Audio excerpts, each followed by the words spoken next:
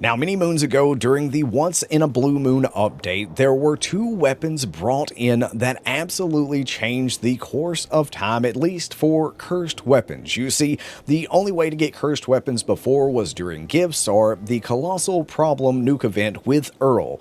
But these two weapons, we're talking about the Holy Fire and the Elder's Mark, these are obtainable from the event Beast of Burden down in the Cranberry Bog, and it's some of the best weapons in Appalachia, especially because you can just get them.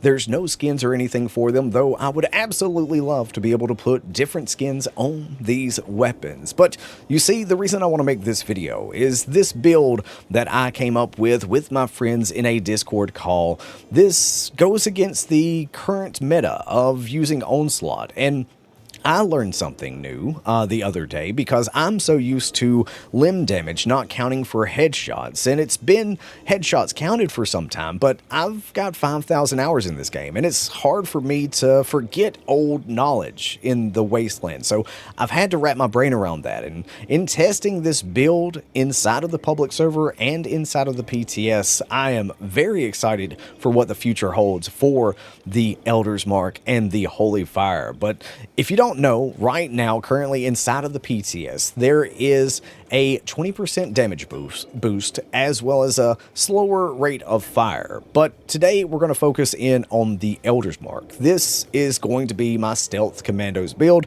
and if you'd like to know my base level stats, here you go. Now, you may notice that there's a lot more perk cards available to me, but you see, I work on a pale system for my legendary cards. And if you don't know about legendary cards, once you have these fully leveled up, like perception, agility, intellect, luck, and strength, then that gives you an extra 5 points to that special. Now, as you'll see right here, perception is a 10 and agility is a 10. But if I come in here, you'll see my perception is 15 and agility is 15. And that is because of the legendary perk cards that we are running, where it gives us an extra 5 points for that. Now, if you are already at 15, this is just going to raise your perception up to 20. So this is why I work on this system right here, as well as use follow through, because we are going to be sneaking with a ballistic rifle. So these are the perk cards that we're rocking. And you'll notice in agility, there is no, there's no onslaught or anything like that. Normally, you would be doing onslaught to do more damage.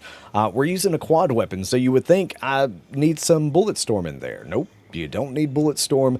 This thing absolutely slaps as long as you are stealth. And stealth archery has always been a thing in Bethesda games, but this is a little bit more than just a stealth archery, even though I have been absolutely loving my time with the bow. Let's get in here. Let's see what these fog crawlers can do against the Elder's Mark. As you notice, they don't really stand much of a chance, and unfortunately, the brute that we came over here to test out with seems to have gotten into a fight with them, as you saw during the intro to this video. So we'll have to go maybe to Solomon's Pond to talk to them, maybe go to Huntersville. I already went to West Tech and didn't think anything about that before making this video, so we'll go around and take out some just base level stuff, then we'll go down and try to take out a Scorch Beast, see if we get a legendary or something like that.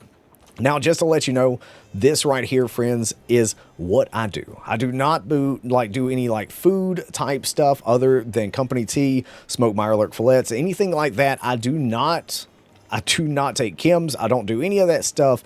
This is what I do when I make these videos. And if you're wondering about my mutations, this is my mutations that I have. They may not be the best. They may not be the worst, but hey, it's Boar's worst.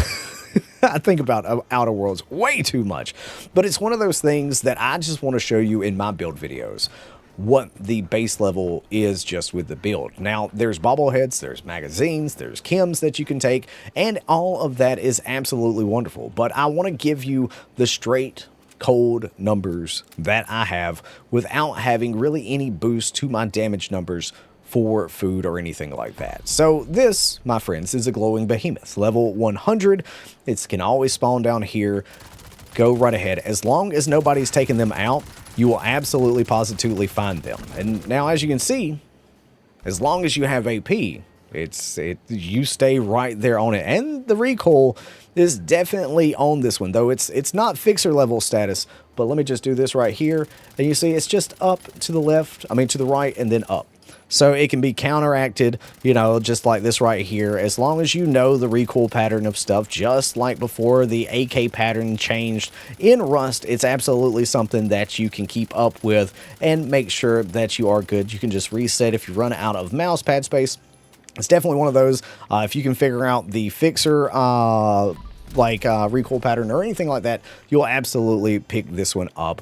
But against different sorts of enemies, let's actually go down here to Hunter's Field, because I like to test out against super mutants. I don't know what it is, I just like testing out against super mutants, so I always go to Hunter's Field, West Tech, and then we wind up going down to the ye old Scorch Beast, a little spawn area, to see if we can find one of those to take them out. But you may have noticed that you don't run Action Girl. Well, as long as you're not over encumbered, you're going to wind up getting that AP regen. So it's absolutely wonderful. You can save points from that.